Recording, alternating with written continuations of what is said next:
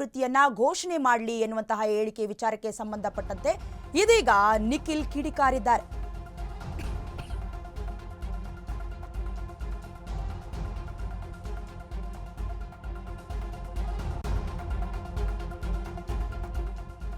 ದೇವೇಗೌಡರು ಅಧಿಕಾರಕ್ಕಾಗಿ ರಾಜಕಾರಣ ಮಾಡ್ತಾ ಇಲ್ಲ.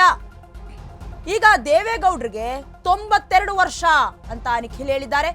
ದೇಶ ರಾಜ್ಯವನ್ನ ಕಟ್ಟೋದಕ್ಕೆ ದೇವೇಗೌಡರ ಮಾರ್ಗದರ್ಶನ ಬೇಕು, ಅವರ ಗೈಡೆನ್ಸ್ ಬೇಕು ನಮಗೆ.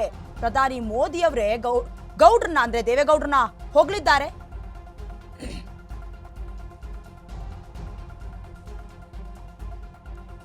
ದೇವೇಗೌಡರು ಅಧಿಕಾರದ ದಾಹಕ್ಕೆ ಅಂಟುಕೊಂಡು ಕೂತ್ಕೊಂಡಿಲ್ಲ ಅಂತ ನಿಖಿಲ್ ಅವರು ಹೇಳಿಕೆಯನ್ನ ಕೊಟ್ಟಿದ್ದಾರೆ. ರಾಜಕೀಯ ಜೀವನದಲ್ಲಿ ಅವರು ಏನನ್ನು ಕೂಡ ಅಪೇಕ್ಷೆ ಮಾಡಿದವರಲ್ಲ.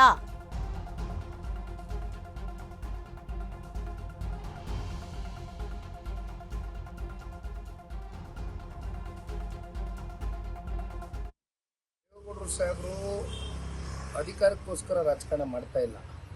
ಅವರ ವಯಸ್ಸು 92 ವರ್ಷ. ಅವರ ಮಾರ್ಗದರ್ಶನ ದೇಶ ಕಟ್ತಕ್ಕಂಥದಕ್ಕೆ, ನಮ್ಮ ರಾಜ್ಯವನ್ನು ಕಟ್ತಕ್ಕಂಥದಕ್ಕೆ ಬೇಕು ಅಂತಕ್ಕಂಥದ್ದು ದೇಶದ ಗೌರವಾನ್ವಿತ ಪ್ರಧಾನಮಂತ್ರಿಗಳು ಶ್ರೀ ನರೇಂದ್ರ ಮೋದಿಜಿಯವರು ಅನೇಕ ಸಂದರ್ಭದಲ್ಲಿ ಮಾತನಾಡಿದ್ದಾರೆ.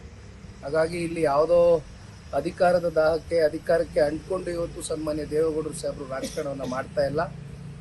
ಪ್ರಾಮಾಣಿಕವಾಗಿ ಕಳೆದ 62 ವರ್ಷದ ದೀರ್ಘಕಾಲದ ರಾಜಕಾರಣದ ಬದುಕಲ್ಲಿ ಸನ್ಮಾನ್ಯ ದೇವೇಗೌಡರು ಏನನ್ನೂ ಕೂಡ ಅಪೇಕ್ಷೆಯನ್ನು ಇಟ್ಕೊಳ್ದಿರ ಕೇವಲ 3.5 ವರ್ಷ ಅಷ್ಟೇ ಅವರು ಅಧಿಕಾರ ಅವಧಿಯನ್ನು ನೋಡಿರ್ತಕ್ಕಂಥದ್ದು 62 ವರ್ಷದಲ್ಲಿ.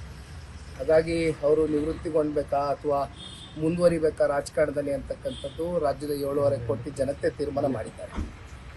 ಎಲ್ಲಿ ಫೇಲ್ಯೂರ್ ಆಯಿತು, ಎಲ್ಲಿ ಅಲ್ಪಸಂಖ್ಯಾತರು ವೋಟ್ ಬೀಳಲಿಲ್ವಾ, ಏನಾಯಿತು? ಬಟ್ ನಿಮ್ಮ JDS ವೋಟ್ ಬಿತ್ತ ಸನ್ಮಾನ್ಯ ದೇವೇಗೌಡರು ಸಾಹೇಬರು ಅಧಿಕಾರಕ್ಕೋಸ್ಕರ ರಾಜಕಾರಣ ಮಾಡ್ತಾ ಇಲ್ಲ. ಅವರ ವಯಸ್ಸು 92 ವರ್ಷ.